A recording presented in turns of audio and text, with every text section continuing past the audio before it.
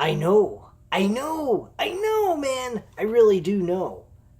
You you want to know what I know? Because I can tell you what I know. But, I'd have to kill you before I tell you. But I'm going to tell you anyway, because I know. I know one thing, NXT is the best fucking brand on WWE.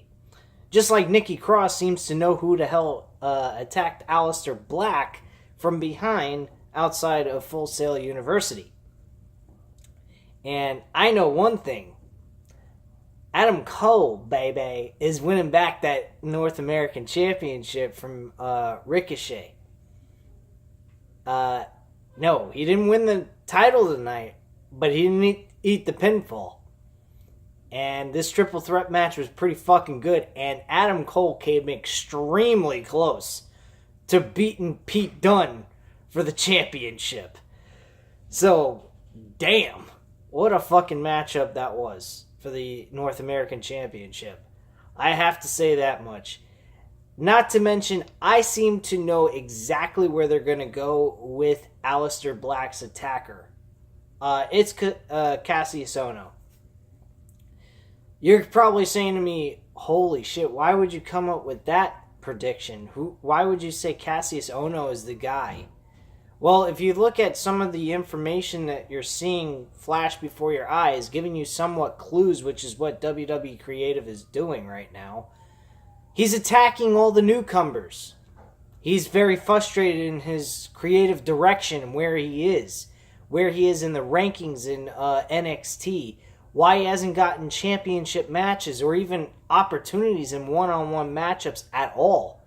So, with that being withstanding, it kind of gives you logical reasoning to he is the guy that attacked Aleister Black. Aleister Black got there, and in less than a year, or I think maybe a little after a year, he became NXT World Champion and was looked at as a main eventer. Well, Cassius Ohno, with all these newcomers coming up, are going ahead and being looked at above him when he's been in NXT the longest. So if that doesn't give you enough clue that it's Cassius Ohno, then I don't know what is. I mean, there are other ideas they could go with, but right now, the way things are looking, Cassius Ohno looks like the guy to be the one that actually attacked Aleister Black. That's my money. I'm putting money on that, and I would bet anyone $100 for that shit. Yes, Matthew, I know you're going to be watching this video. He's one of my subscribers and best friend for a very long time. Probably would take that bet in a heartbeat. But I wouldn't bet him anything because, God knows, he probably wouldn't even pay me back if I won. Not to throw you under the bus there, Matt, but hey, that's just the way I do things, you know what I mean? Just kidding. Anyway, though, all joking aside, I think it's Cassius Ohno who was the attacker to Aleister Black at this point. If you don't believe me, then prove me wrong. Try to, leave your comments and opinions down below. I would like this channel to be more socially active as it used to be. I'm trying to get this channel back to the way it was. I'm starting to get more view content out to you guys. I'm getting more views building up on each and every video.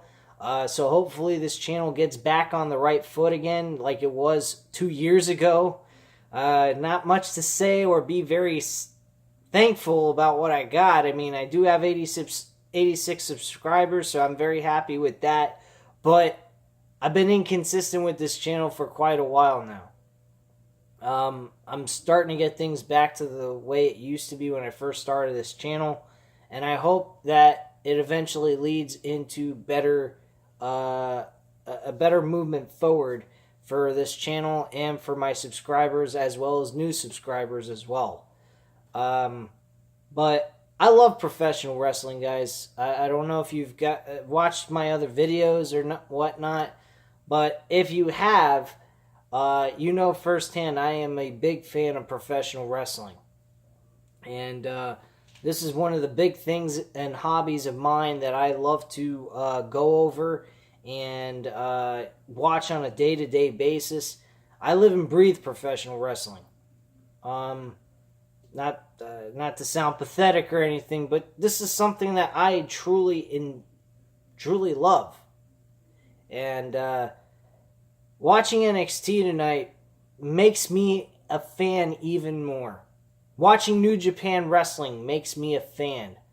Watching when Impact Wrestling actually does professional wrestling the right way makes me a fan even more. I'm proud to be one. Ring of Honor, another wrestling promotion that I hope at some point become even bigger than what they already are. They're slowly but surely turning into a bigger company. They're getting into bigger venues. They're getting a little bit more views and more attention. They're a slow process. So, and there's nothing wrong with that. Every wrestling promotion takes time to build into something big. And if you rush it, you're going to end up failing. And Impact Wrestling is a prime example of that. They tried to get too big for their britches way too fast, and they ended up losing a lot of money and a lot of great talent on top of it, making them become irrelevant for several years. They're starting to slowly become something. But getting off topic here, I need to stick with what I'm on this video for, and that's for the NXT review for October 10th, 2018 review. Keith Lee performed in front of the audience of Full Sail University against Katu Reeves, whatever the fuck his fucking name is. Koto Reeves, whatever the hell his name. I really don't like him. NXT's finest. He's the NXT's pathetic worst performer in that brand. If anything, he belongs on WWE Raw, being used horribly and getting used as a fucking Curtis Hawkins type character. Kurt Hawkins, whatever the fuck his name is. Who gives a shit? Point being is, this matchup was a complete, utter joke. Keith Lee dominated most of the match, and he picks up the victory 1-2-3. Before I get into the main event, which if you haven't seen it, you better see it. I recommend it. We had a small build towards an NXT World Championship match, in my opinion. We had Tommaso Ciampa come out to begin the show, talking about Velveteen Dream, saying how he is tired of Dream's accusations of making comments that he believes Tommaso Ciampa is the one who attacked Aleister Black.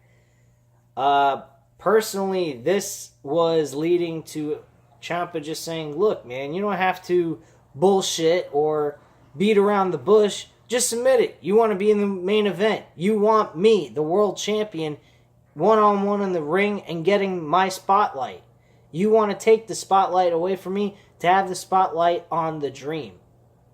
And you know what? That's what should have been said. Now, granted, of course, that wasn't said because it was interrupted by Nikki Cross. I tell you what, Nikki Cross is really embracing this role she's got on NXT very well.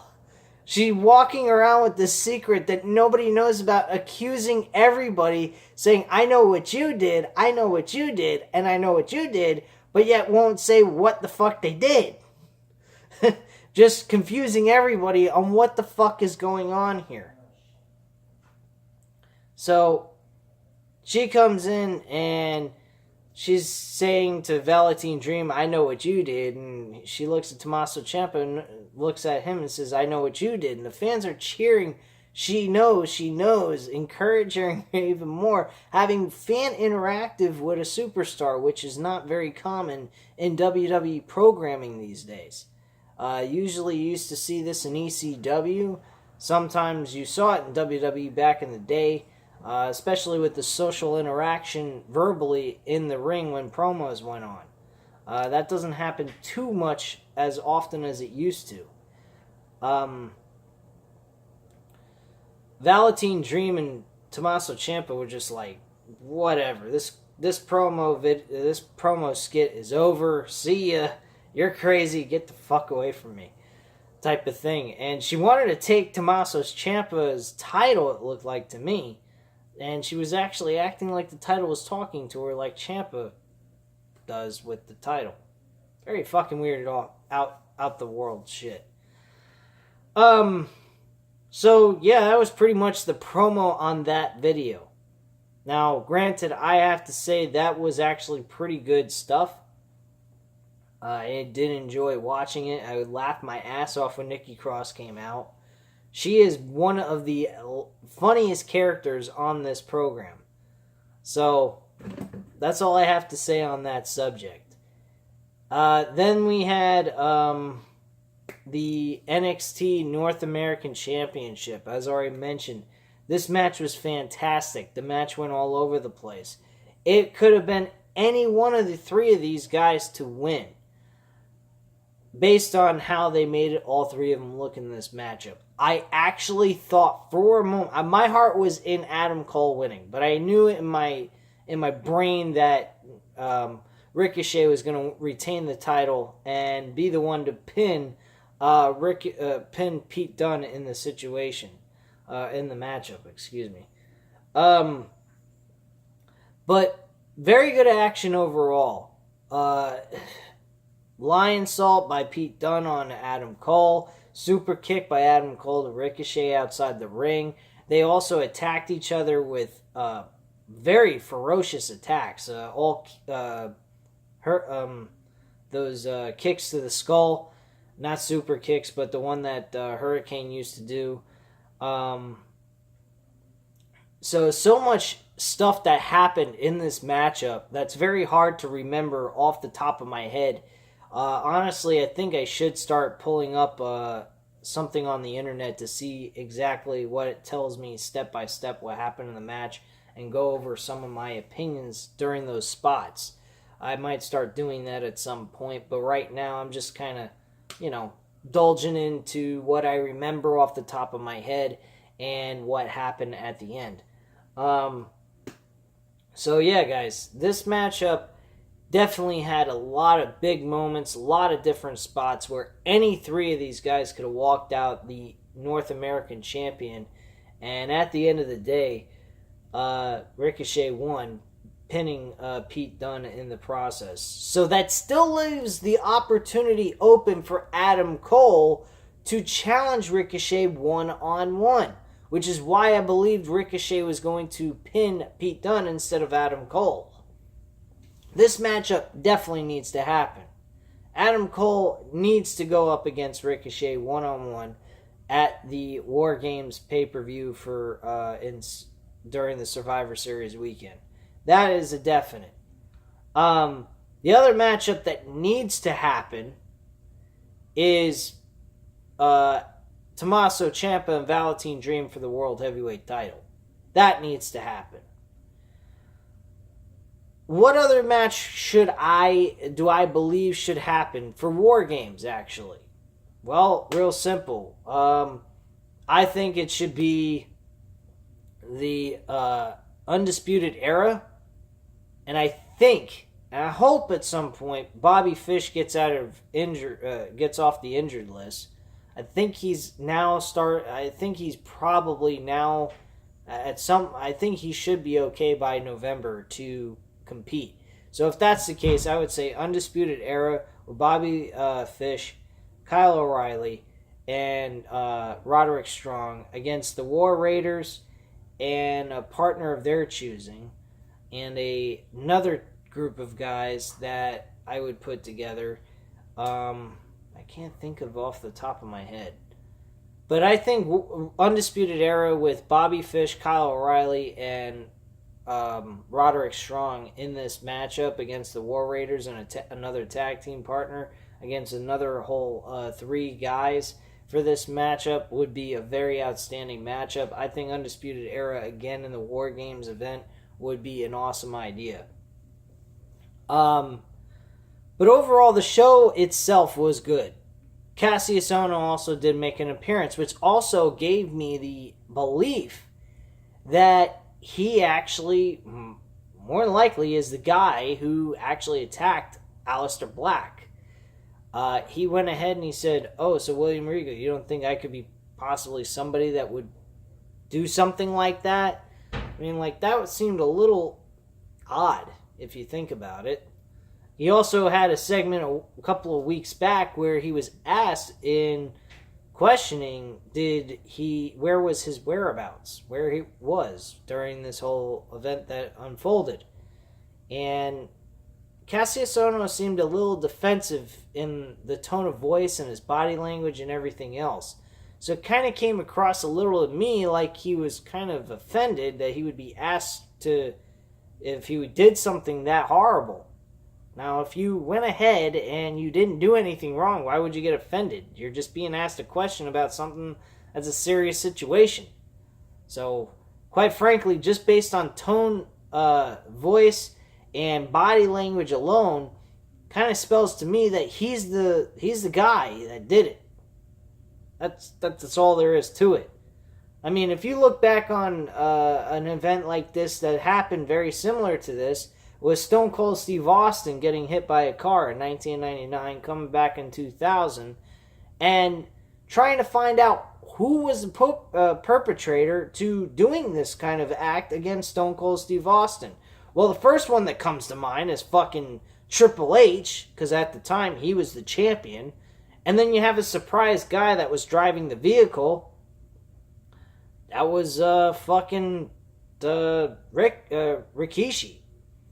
Now, granted, this situation only takes one guy. It doesn't take two.